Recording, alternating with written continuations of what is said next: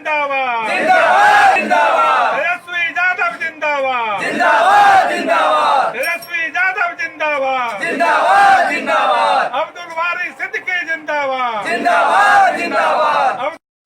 नमस्कार, मातृभूमि खगड़िया में आपका स्वागत है। मैं हूं आपके साथ विक्रम कुमार। परबत्ता विधानसभा क्षेत्र में राजद के लोकप्रिय नेता दिगंबर प्रसाद तिवारी ने पेट्रोल की बढ़ती कीमत को देखते हुए सरकार को आड़े हाथ लिया। उन्होंने एनडीए की सरकार को निकम्मी सरकार कहा। उन्होंने कहा ये सरकार गरीबों की सरकार नहीं है, ये शोषितों की सरकार नहीं है, ये वर्चस्व वाले बाहुबली के ये सरकार है। ये सरकार गरीबों के लिए कुछ ऐसा आज तक नहीं किया है। आइए सुनाते हैं दिगंबर प्रसाद तिवारी, जो कि राजद के लोकप्रिय नेता हैं, वो क्या कह रहे हैं।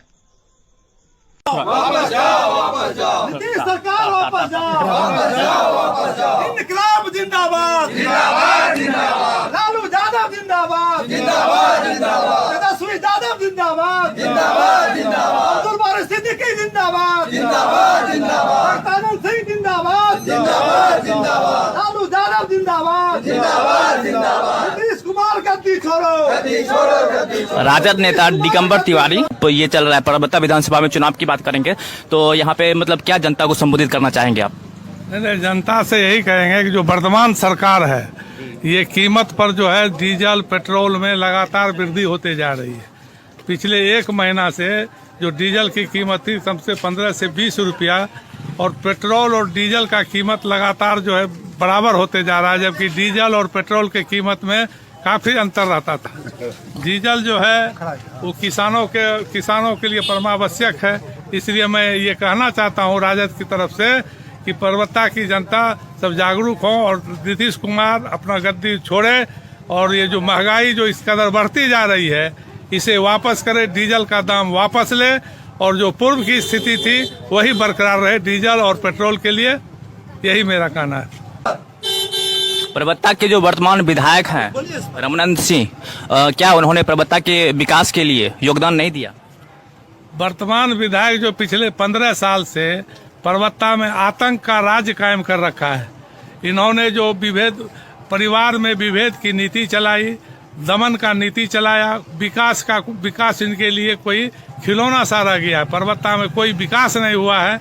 परबत्ता पिछले 15 साल पर अगर नजर दौड़ाइए तो विकास का कुछ नहीं हुआ।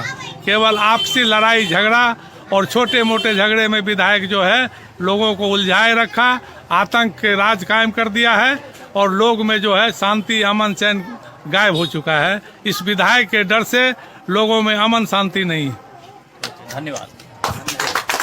हाँ, मैं पिछले 1.5 साल से जो परबत्ता विधानसभा क्षेत्र में घूम रहा हूँ, तो मैं ऐसा महसूस कर रहा हूँ कि विकास का यहाँ शुभारंभ भी नहीं हुआ है, और जो वर्तमान विधायक द्वारा जो काम किए गए वो काफी निराशाजनक और खेद प्रकट करने वाली है। इन्होंने आपस में एक दूसरे को लड़ाने के सिवा कोई काम नहीं किया। विकास के मुद्दा को किनारे रखकर लोगों में आपसी मतभेद ये पैदा करने का काम किया, और आतंक का राज पिछले कई दिनों से चला रहा है। चाहे वो डीलर हो, मुखिया हो, वो इनके विरुद्ध जबान खोलने को तैयार नहीं है कि ये कभी किसी को एफआईआर में किस चीज में फंसा देते हैं।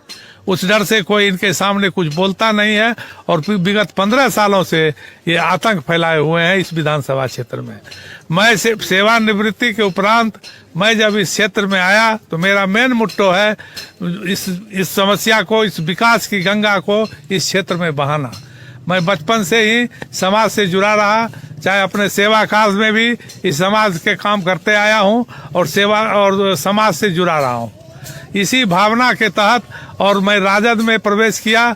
लालू यादव ने जिस तरह अति पिछड़ा गरीबों को जुबान दिया, बोलने की क्षमता दी, बराबरी का करने का मौका दिया, इसके तहत मैंने राजद में प्रवेश किया, और राजद के झंडा के तले मैं चाहता हूं कि मैं इस अपने क्षेत्र में विकास की गंगा बहाऊं, और जो वर्तमान विधायक द्वारा जो ये पैदा किया गया है, चाहे वो भ्रष्टाचार हो या आतंकवाद का जो राज कायम किया गया है, इसे दूर करने का प्रयास करूंगा, और किसानों को जो समस्या है उससे रूबरू रहूंगा। किसानों का कर्ज जो बोझ पड़ा हुआ है उसे भी मैं प्रयास करूंगा कि अगर राजद की सरकार बनती है तो मैं किसानों को कर्ज के माफी दिलाने का प्रयास भी करूंगा और विकास उन्मुख जो भी कार्य होगा इस क्षेत्र के विकास का और बेरोजगारी का समस्या को दूर करूंगा।